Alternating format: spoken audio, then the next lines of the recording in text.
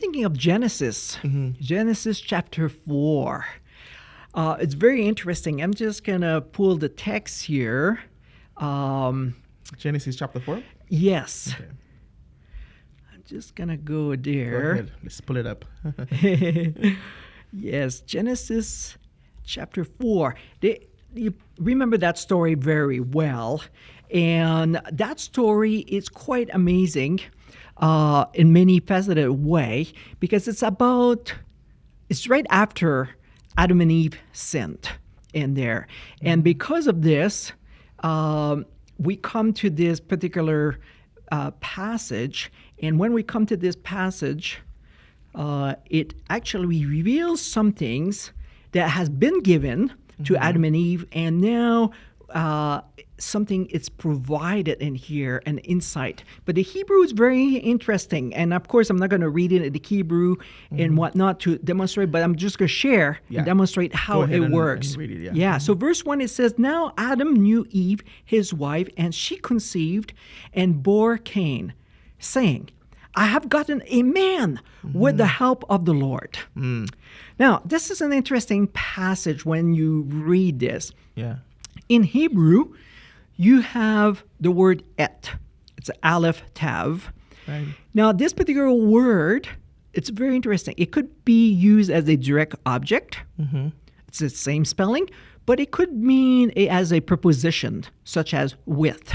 It's the exact same spelling. And so when you reading this particular passage, it could be taken as an accusative, direct object, or it could be taken as a preposition.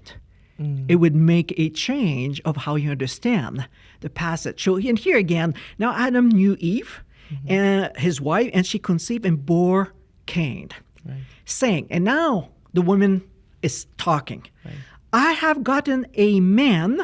And now this particular ESV translation says, with the help of the Lord. Not as a direct object, but as a preposition. What does that mean? Yeah. It would change. It would be translated, I have gotten a man, period. The Lord help me, so to speak. But when it means with the help of the Lord, it implies something else. Right. It implies and give the nuance in here that it appears that she became pregnant for the reason of the Lord is the father, so to speak. That's kind of what it implies if you translate it as a preposition. Right. It also implies that the man that she is conceiving is actually what was mentioned in Genesis chapter 3, verse 15 about that particular seed that would come and crush. Right. Yeah.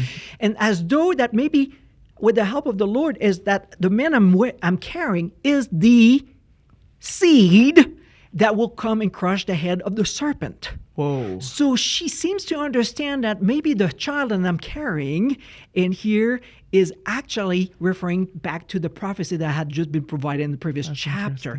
All depending of how you translate that two-letter word, either it's as an accusative, direct object, or as a preposition. It would vary a little bit. It changes. So that would actually demonstrate a specific linguistic or textual particularity in how you would use that particular word et in this particular case. That is fascinating. Yeah. That I popped a question in my mind.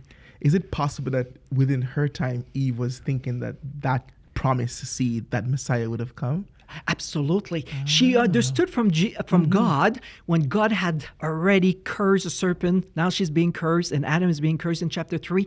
So she understands what God had just said to her, that she will be carrying a seed, or the seed will come from the woman.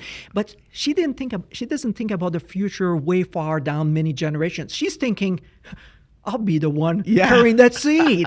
We'll be delivered soon, so to speak. And that's where she expressed this exuberant glory, saying, thank you, Lord, for giving me the chance to carry like the promised seed. The promise. That is so interesting, because like understanding that's powerful. That's understanding that like it brings out a side even to Adam and Eve. Like, and just to all the people that God encountered in the Bible.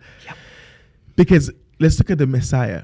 Probably every single prophet thought that the Messiah would have come within their time frame. Yeah. And at some point, and that is the reason why when Jesus said that about John the Baptist, that like all the prophets wanted to see what John the Baptist saw. Yes.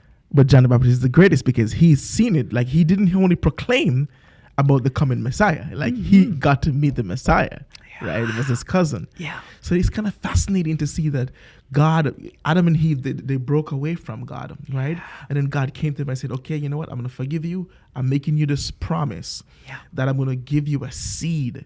And so in their mind, they're like, okay, so the seed is going to come through me. Exactly. But God, but what do you think that says about how we view God's timing on certain things?